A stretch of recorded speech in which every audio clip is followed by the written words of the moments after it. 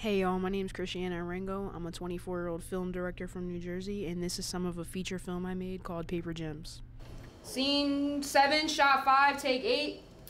So even though this diner rotation shot looks really cool, we actually really did it because the owner of the diner was pissed that we were there for so long and was rushing us to get out, and we did not want to have to come back for a second shoot day. So I was like, let's just go around the table a bunch of times, get a one take, and get out of here because I do not want to have to do this over again.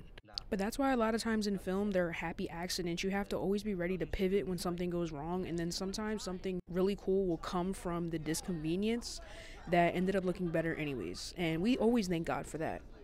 So this scene is definitely one of my favorite scenes in the movie just because of the colors. We got it right at sunset. It was golden hour. It just looks so good and rich color-wise. One thing I had to make sure that I did for this scene that a lot of new filmmakers probably don't realize is I knew I wanted this scene to be captured at golden hour, like right as the sun was in that sweet spot.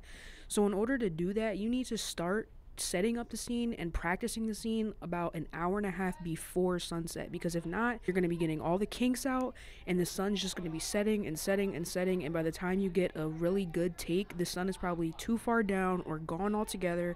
Now your scenes don't match and you might have to shoot another day.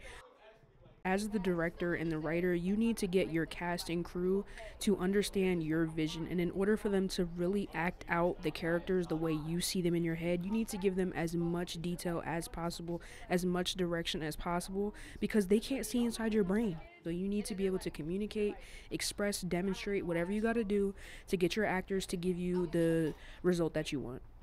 Okay, so you saw that girl who just ran. She ran because she knew she was going to be in the shot if she did not move.